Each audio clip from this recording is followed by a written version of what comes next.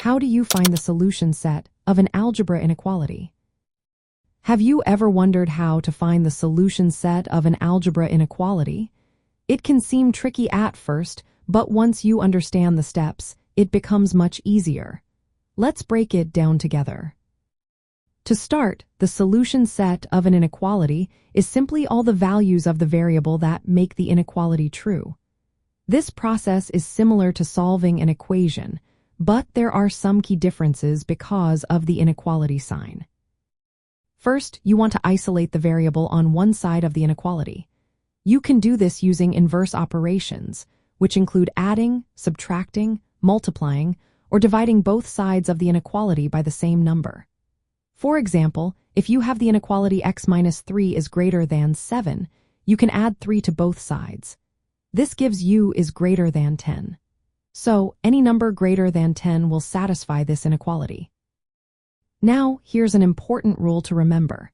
If you multiply or divide both sides of an inequality by a negative number, you must reverse the direction of the inequality sign. For instance, if you start with negative 2 times is greater than 4, dividing both sides by negative 2 will change the inequality to is less than negative 2. This step is essential to keep the inequality true. If your inequality involves fractions, you can clear them by multiplying both sides by the denominator. Just make sure to consider the sign of the number you are multiplying by. When you deal with compound inequalities, which have two inequality signs, solve each part step by step. Apply the same rules and express your solution as a range of values.